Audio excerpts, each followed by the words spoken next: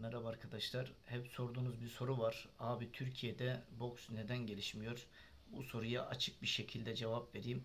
Şu an Türkiye boksunun başında federasyon başkanı var ve ona muhalif federasyon başkanları da var. Bunlar arasından bu şu anki federasyon başkanı gitse yerine bunların içinden bir federasyon başkanı gelse ne olur derseniz arkadaşlar hiçbir şey olmaz. Seferoğulları gider, Tellioğulları gelir. Türkiye boksu ne olur? Bundan sonra Türkiye boksunun akıbeti ne olur derseniz size ben şu türküyle cevap verebilirim. Yani bize de bir gün kader güler, güler inşallah. Çünkü arkadaşlar yani Türkiye boksu dediğim gibi şu anki adayların arasında kim gelirse gelsin şu anki federasyon başkanının yaptığından farklı bir şey yapmayacak. Şu anki mesela federasyon başkanı ne yapıyor? Kendine yakın gördüklerini, samimi gördüklerini etrafında topluyor. Onu destekleyenleri, onun yanında olanları, ama onun yanında olmayanları ne milli takıma gidebiliyor, ne yanında yer veriyor. Kesinlikle hiçbir organizasyonda ve hiçbir alanda ona görev vermiyor yanında. Doğal olarak bu federasyon başkanı gitse yerine dediğim gibi onlardan biri gelse o da aynısını yapacak.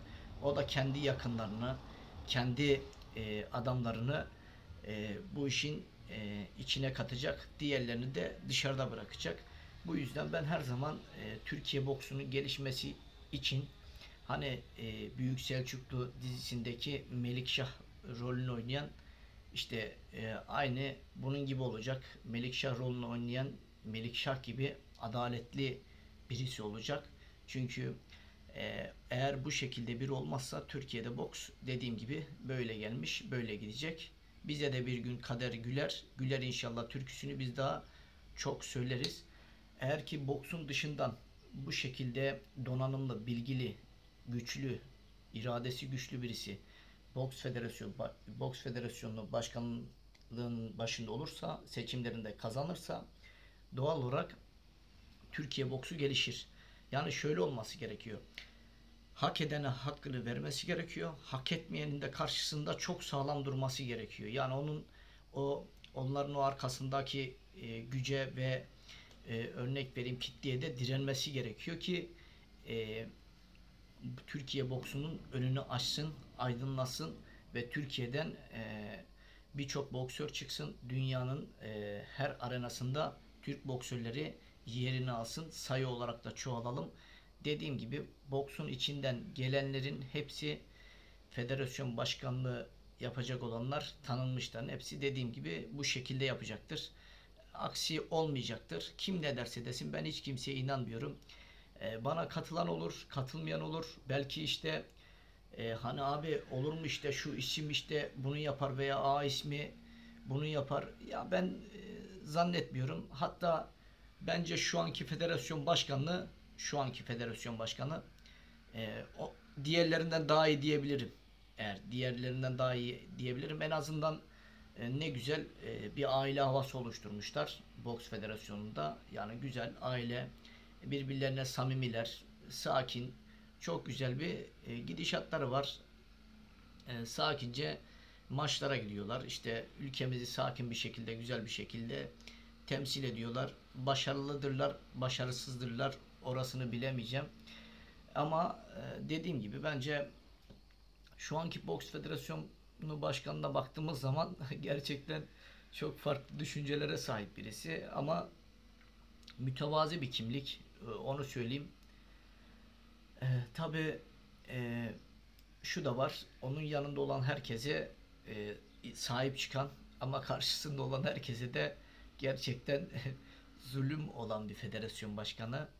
E, Bakalım bundan sonraki süreçte neler göreceğiz boks federasyonu başkanlar arasında. Ama şu bir gerçek. Şu anda baktığımızda boks federasyonu şu anki boksun başında olan federasyon başkanı çok fazla eleştiriyor. Bırakın antrenörleri sporcular tarafından da çok fazla eleştiriliyor. Tabii doğal olarak eleştirmekte haklılar çünkü yaptığı yanlışlar var yok değil. Şu da görüküyor ki uzun yıllar federasyon başkanlığı yaşayacak. Çünkü sağlık sorunu yaşamazsa attığı adımlar garanti adımlar ve önünde ne kadar engel varsa o engelleri de çok iyi aşabilen bir başkan. Neden derseniz şöyle arkadaşlar, örnek vereyim, Boks Federasyonu başkanlığına çıkan adayların hepsine yanında görev veriyor. İşte görev dağılımı yapıyor. İşte ona farklı bir görev veriyor. Zaten önünde de başkan adayı kalmıyor. Doğal olarak o başkan adaylarının hepsi de şu anki federasyon başkanını destekleyeceği için yani kuşkusuz ki yani federasyon başkanlığı seçimlerinde bu başkan yine koltuğa oturacaktır.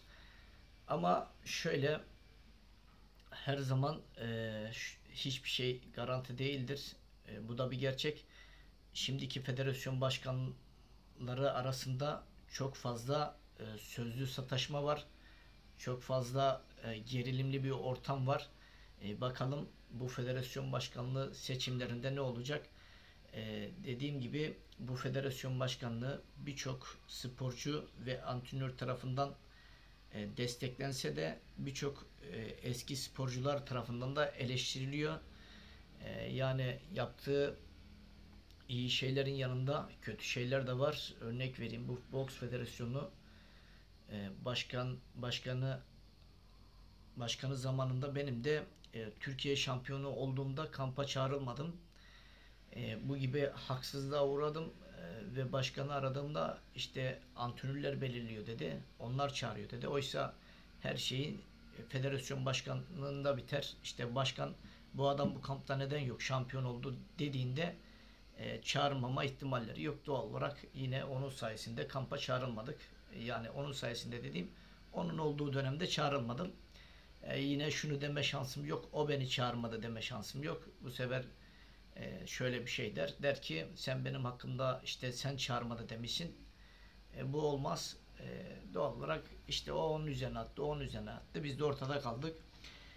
Şimdi arkadaşlar, Türkiye'de birçok başarılı boksör var. Madalyadan eski boksörler var. Bu boksörler milli takımın içerisinde olacak ki, tecrübeli boksörler. Doğal olarak ülkede boks gelişecek veya diğer illerde, şehirlerde yerlerini almaları lazım spor salonlarında. Ama baktığımızda birçoğumuz bu işin gerçekten çok gerisindeyiz. Yani biz, örnek vereyim, bizim alanımız boks, bizim alanımız öğretmenlik değil aslında. Mesela ben de beden eğitimi BESYO bölüm mezunuyum ama yani devlet bize direkt üniversiteye giriş verdi. Belli bir puan aldıktan sonra, tabi belli şartlar oluşturduktan sonra biz onun sayesinde üniversiteye girdik, üniversite okuduk. Üniversite okumak çok güzel bir şey. Eğitim almak, bilgili olmak, donanımlı olmak. Üniversitenin de bana birçok şey kattığını düşünüyorum. Ama ben kendimi, daha doğrusu tamam, öğretmenlik de yapabiliriz. Biz eğitimciyiz, biz bedenleri eğitiriz. Yani biz çocuğuna yaparız, fiziksel olarak donanımlandırırız, her şeyi öğretiriz ona. Ama bizim işimiz, benim alanım boks. İşin açıkçası ben bu alanda daha başarılı olurum. Tamam, beden eğitimi öğretmenliği yaparsam orada da başarılı olurum. Çünkü sporda başarılı olduysam orada da başarılı olurum. Yani %80-90. Ama dediğim gibi bizim işimiz boksa biz boks yapacağız. Örnek vereyim, diğer arkadaşların da jimnastik antrenörlüğü yapacak ki, dediğim gibi ülkede jimnastik gelişsin, boks gelişsin. İlla biz okuduk diye, örnek vereyim, öğretmenliğe devam edeceğiz diye bir şey yok. Zaten benim çoğu arkadaşa baktığımda, arkadaşlarıma, hepsi öğretmenliği bırakıp boks antrenörlüğüne geçti. Bence doğru bir seçim. Çünkü öğretmenlikte sabit duruyorsun ama boks antrenöründe doğal olarak birçok başarılı sporcu çıkartıp ülkene daha çok madalyanın gelmesine vesile oluyorsun. Bu yüzden Türkiye'de sporun gelişmesi için arkadaşların tamam öğretmenlik de yapabilir ama bunun yanı sıra muhakkak başarılı olduğu branşta da faaliyet göstermesi gerekiyor. Ben şahsen öğretmen olarak da atansam veya antrenör olarak da atansam, elimden geldiği kadar ülkeme ne kadar sporcu kazandırırsam yetiştirirsem benim için kârdır. Bu da hem benim başarımdır hem sporcumun başarısıdır. Tabii bunu bilemeyen bazı ne derler ona, eğitim olarak donanımlanmamış antrenörler var. İşte sporcunun başarısını kıskanan, örnek vereyim, yani onun önüne engel çıkartmaya çıkan yani cahil antrenörler de var. Bu yüzden sporcu başarılıysa bu başarı ne kadar ona aitse bir o kadar da antrenöre aittir. İkisi başarılıdır aslında. Sadece sporcunun tek başına bir sporcu başarılı olamaz.